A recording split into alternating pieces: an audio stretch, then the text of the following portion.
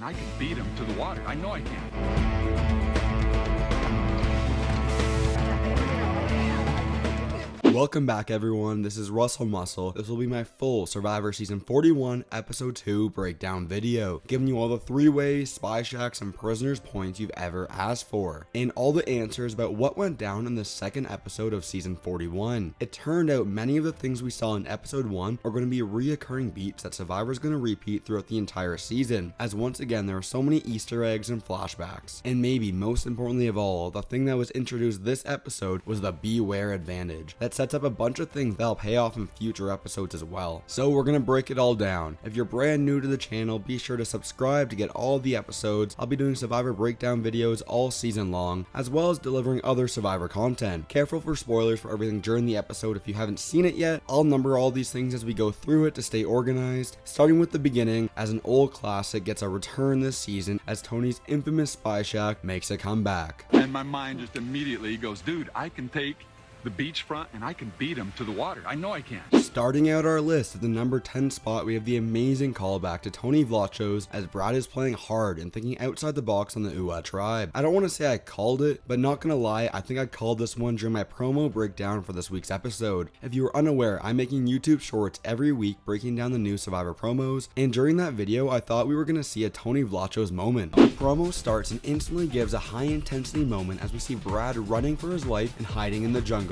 Has Tony Vlachos' famous spy technology returned? Although this was hilarious to watch on TV and was a great opening to the episode, we all need to agree that Brad played this poorly. There's a way of pulling off the hiding on your tribe correctly, however where Brad messed up is going back and telling Chantel everything that he was doing. Spying equals good. Telling people you were spying and getting caught equals bad. My spidey senses were like, oh my goodness, he could easily do that to me. So it's like, can I trust you? Moving in chronological order to our number 9 moment, we have the brief time during the episode that we get to spend over with the members of the Luvu tribe. We haven't gotten to the Yasa tribe yet, but don't worry, once we start talking about them, we won't stop, as this episode is the Yasa show. But before we get there, we get a brief check-in with Sydney, giving the rundown on how life is going for the strongest tribe in the game. Sydney explains to the audience that although Naseer started out in a rough spot in the tribe, for everything that he is able to provide around camp, he's become a much needed member. Although we spend a minimal amount of time with Naseer and the rest of the Luvu tribe, we are able to learn so much about him because of the flashbacks. I grew up in a tiny village in Sri Lanka. I was living a life with no running water, no electricity. With our number 8 moment, we are finally shining a light on the Yasa tribe, as they're going to be the pinpoint of this entire episode, with them going to tribal council 2 episodes in a row. Before losing the immunity challenge, we get a brief check-in with Tiffany as she discusses how she is holding up on day 4 of Survivor. Now, I'm not sure if this is simply resolve the awkward early phases of your body adjusting to the lack of food, or really highlighting the increase in difficulty this season, but we see Tiffany struggling an extreme amount here and feeling completely exhausted. This is a little bit of foreshadowing for what we'll see a little later at the challenge, and we will 100% discuss it there, but the producers are choosing to show Tiffany struggling because it fits the narrative of her struggling during the challenge. But with the tough conditions that this season has to offer with no food, I would bet big money that everyone else is feeling the same way. It's only day 4, and I'm completely exhausted. I don't even understand how I'm even upright.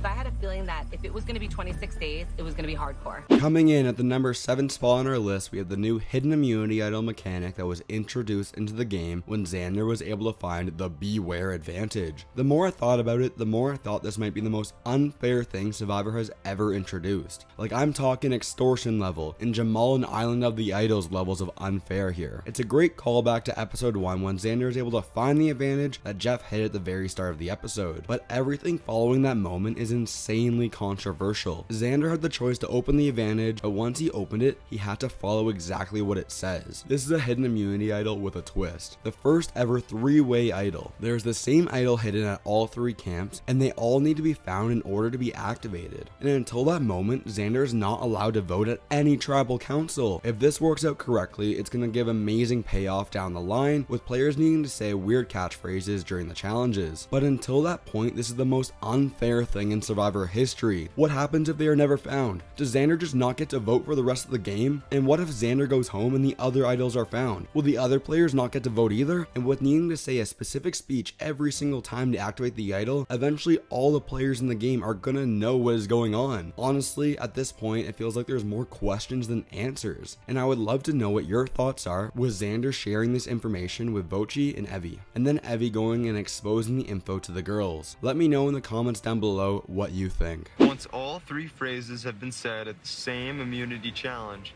then all 3 idols have power. The number 6 moment on our list is the immunity challenge of the episode. It was a classic get across to the other side, collect a key along the way, and then solve a massive puzzle kind of challenge. Nothing that we had never seen before, but it was a nice touch to see that the tribes were also playing for reward in the form of fishing gear. I wasn't expecting any sort of rewards this season, and so when I saw the fishing gear was up for grabs, it got me excited. And just like the previous challenge and a twist for the entire season, the losing tribe would need to give their flint back to Jeff. Before we start the challenge, we are given a hilarious line from Xander attempting to activate the idol. Butterflies are just dead relatives saying hi.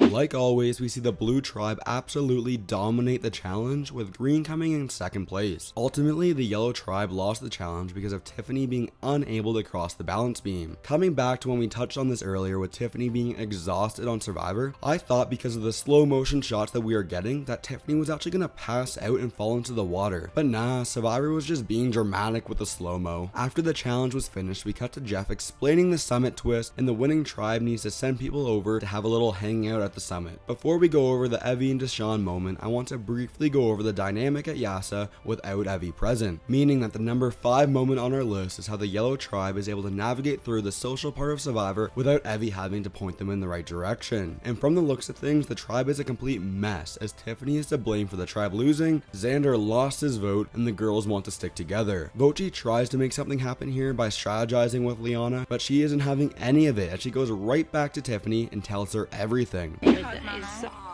I sucked so bad. Getting right into the number 4 moment from the episode, we have the adventure that Deshawn and Evie need to embark on. And from the looks of things, it appears that the Summit Islander Prisoner's Point is going to be a reoccurring mechanic all season long. Right out of the get-go, the Luvu tribe makes a questionable decision in picking Evie to take part in the summit. And that wrong decision comes from the perspective of the blue tribe. If you are the Luvu tribe, then you want the weakest members of the other tribes to stay in the game. This gives you a better shot at winning more challenges. I think the better option would have been to send Tiffany and hope she is given a little extra power to help her stay in the game longer. Ultimately, Deshawn volunteers to go to the summit as well, where we get more cross-tribal alliances forming as we see Evie overplay her hand and give Deshawn every bit of information she has without really getting anything in return. Evie tells Deshawn that she is going to choose to protect her vote and gives away valuable information regarding Xander's bizarre 3-way hidden immunity idol. On top of that, we are given a big character building moment from Deshawn. Discipline, determination, and dedication gets you the win every single time.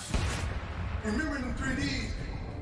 Evie returning to the Yasa tribe after the summit is the number 3 moment on our list. We get the narrative building up the vote between Xander and Tiffany. However, we also get Tiffany getting way too paranoid and having a great line about hoping she isn't acting like one of those stupid Survivor players you see on TV. At the end of the day, the yellow tribe on Survivor is cursed, and with already losing 2 members this early in the game, a smart player like Evie must be thinking about the idea of creating the intentional Mat Sing. In simple terms, the idea is to go into a swap or a merge with less members that are tight together to find the cracks in the middle between tribes that haven't been able to prove loyalty yet in the game.